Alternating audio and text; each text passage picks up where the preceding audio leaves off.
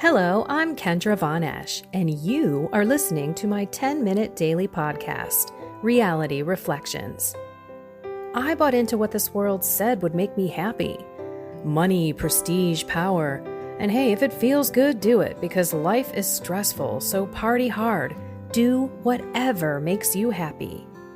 But that didn't quite work out, because I felt even more insecure, full of fear, shame, and anxiety, and never, ever good enough. Then God found me and flipped my reality upside down and transformed my life. And I want this for everyone. So I left my executive career to help others find true acceptance, supernatural peace, joy, and love that only comes from a relationship with God. Here is my reality reflection for today. Sometimes we may not feel as if God could really love us, that we could really be holy. And as you read the readings today, you gotta think the Lord looks at the lowly. That's why we need to be humble. That's why we shouldn't take the most prominent seat at the table, the most, not boast and brag, be spiritually, prideful. Or any other pride, right? Be conceited about what we look like or what we have in our lives materially. It really is amazing what God can do in our lives. And most of us do not have the Saul to Paul conversion. And I've been up since 3:33 this morning. It was amazing. I don't know about you, but I'm seeing 111, 1111, 1010, 444, 222. It's insane. It's awesome. I love it. Woke up at 3:33, got up, went downstairs, turned on the light to look outside in the back. We have woods behind us. And this little head pops up like in the backyard. Again, the woods line behind us. We have this huge bird feeder. And we have this bird bath that plugs in because it's 2 degrees Fahrenheit. Super, super cold. We're going through a cold snap. And I looked out there and I turned off the light right away because I said, wait a minute, I think that's a deer. Grabbed the binoculars. I could see out there because it was a half-lit moon, not a cloud in the sky. The sky was peppered with stars. Obviously, the forests and the woods have no trees because it's the middle of winter. And I can see the 3 deer, and I watch them through those binoculars for an hour. Amazing. Just watching, and they got up and they started eating. It was really amazing. Okay, but why am I talking about that? So I was up before my husband got up, and as I was, down in peace, I was reading the Bible, and that was when I said to my husband, not everyone, sorry, the door is shaking because the heat is going on, which is going on a lot. Thank you, Lord, for the heat. Thank you for this house. Thank you for warmth. I am so blessed. Okay, back to my husband. So I said, today is the memorial of the Saul to Paul conversion. I'm like, do you know that? In case you ever heard, it's not a Saul to Paul conversion. So I explained what it was. And he looked at me, he's like, oh, yeah, I hear it all the time. And it didn't occur to me that maybe I've never even heard the Saul to Paul conversion before my faith walk either, now that I think about it. What I am trying to say is most of us don't have that. Most of us don't have this moment where we instantly know and instantly change our lives. So please read the readings today. It's amazing. It is Saul, who is a Jew, and he is one of the most highly regarded, very, very educated Jew. And he is out there persecuting the way with a capital W, which is basically what they called all of the Jesus following Christians. And so not only was he persecuting them, he was binding them and dragging them back to have them killed. So I sit and I think, God uses us all so differently. And if you remember when Ananias questioned Jesus, oh yeah, I've heard about that Saul guy. You sure you want to use this guy? Kind of questioning Jesus. Yes, he's going to be my instrument. Because look, he was, even though in the beginning it was probably difficult for people to see how God was going to use this horrible, horrible man who killed many of their friends probably for good. This is the amazing way of God. So as we sit here in our lives and we look at others and we think, oh, they're never going to change, they're never going to be saved, let's remember Saul to Paul. And perhaps maybe it's us who we say we're never going to change. We're never going to be holier.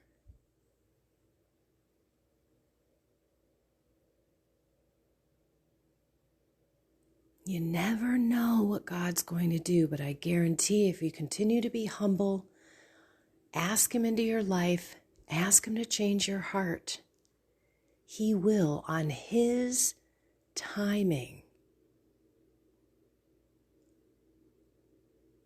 I posted a meme the other day. I'm telling you, memes are a great way to share truth. Whether it be spiritual truth about Jesus or truth about what's going on in the world, memes rock. I love them. Love them. And what did that meme say? Because this one was a little bit longer. I'm looking it up. Hold on.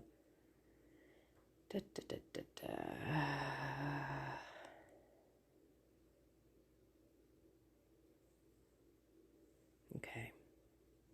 Let's see.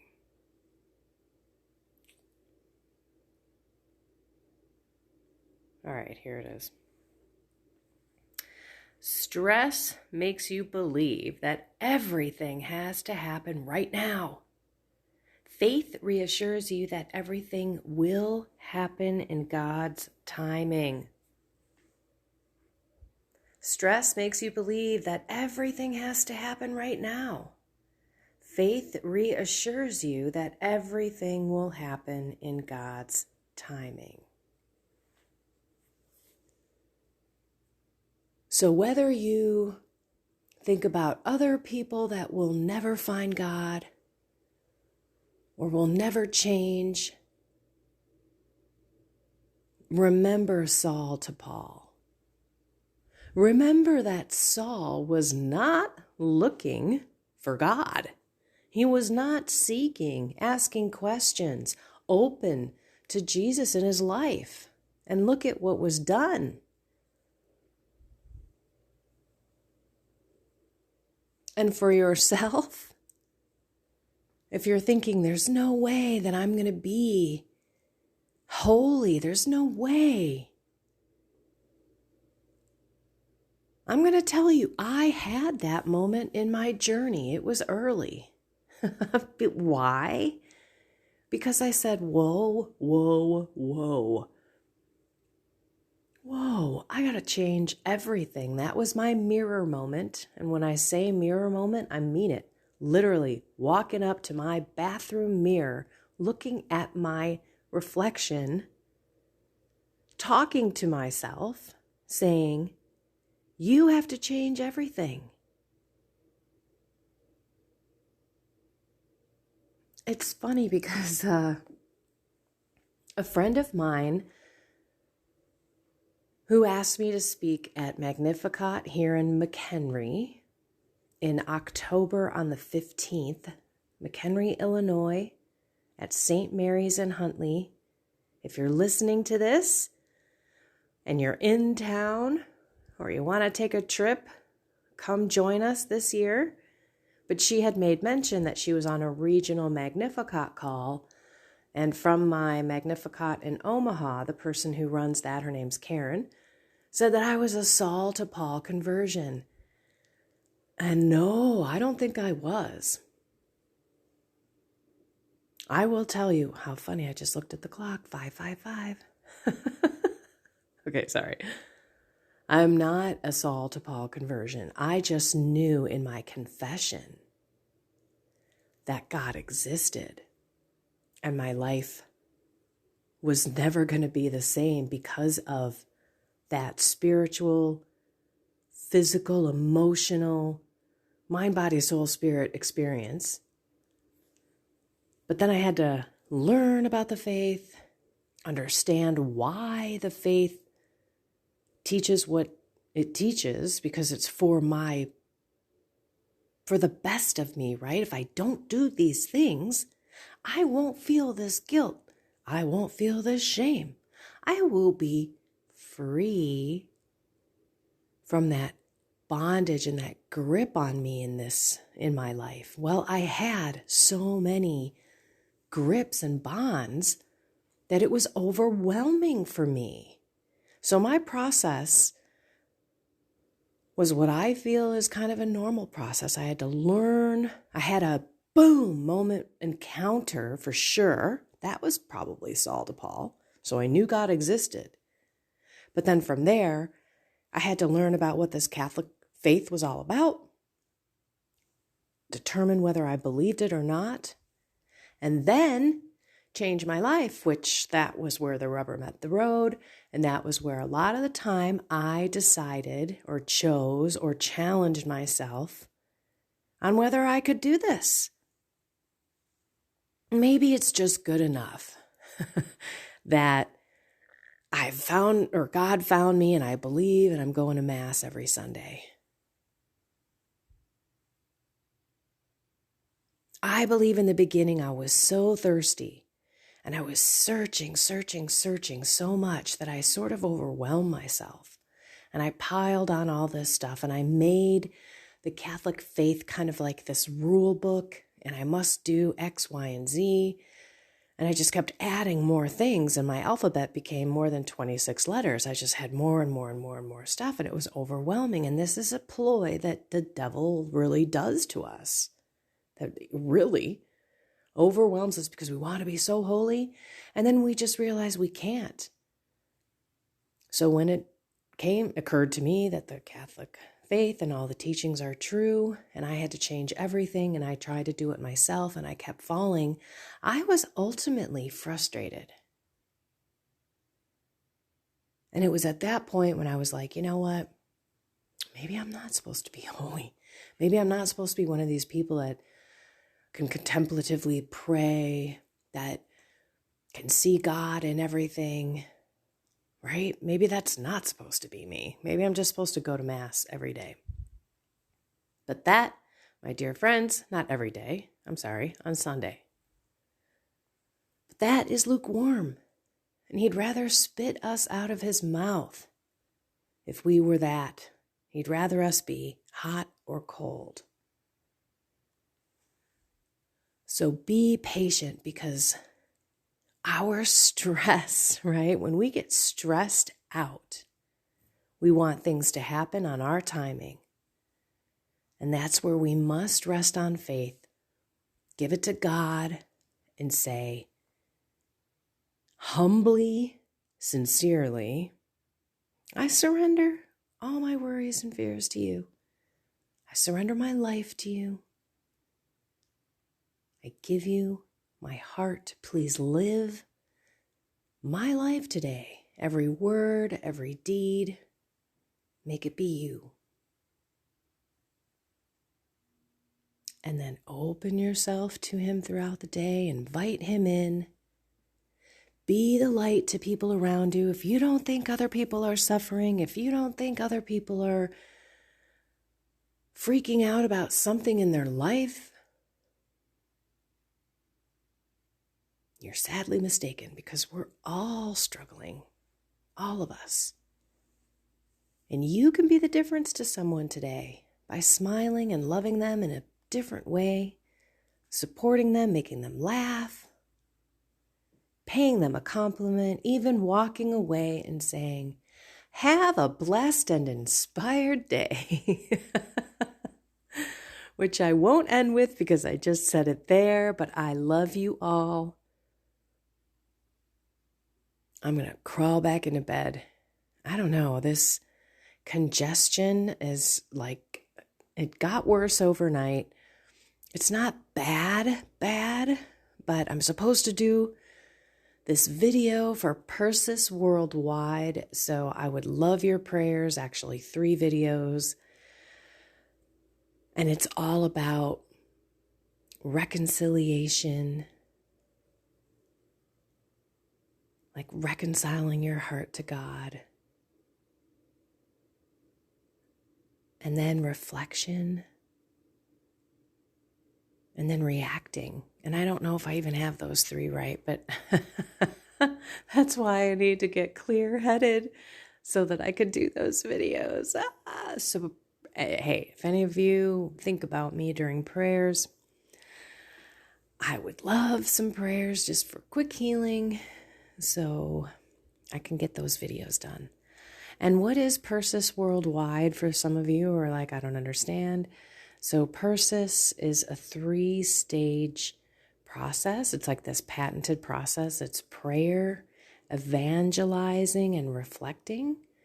And then SIS is SIS, S-I-S. So it's a sisterhood. It's women who are helping women, supporting women professionally, personally, and spiritually. So Persis Worldwide is a group of women building a family to support each other on the journey through resources and this process of teaching and evangelizing and reflecting with small groups of people so that you can have others help you on the journey. It's amazing. I've never seen anything like it. It's the Persis kind of process, and you have to experience it. So we're offering up this kind of 3-video session. More to come. It's too early to speak about it. I probably shouldn't even be saying anything. I was just hoping that you could pray for me so that I can be filled with the Holy Spirit, healthy, and filled with zeal for the Lord, on fire as usual, but not having this, physical barrier of mucus and just kind of a stuffy head. Anyway, thank you. And I do seriously love you all. Such a great opportunity to walk with you. Just reminding us every day that each day is different, that we can love differently. So take a moment. Thank God for all He's already done in your life. Don't forget to reflect. It's really important, because if we don't learn, and we don't see what God's doing in our day, every day. He's always there. I was thanking God as I was watching those deer for such an amazing experience, which I would otherwise have missed had I been sleeping or not chose to get out of bed and turn on the light and look out there. Just incredible.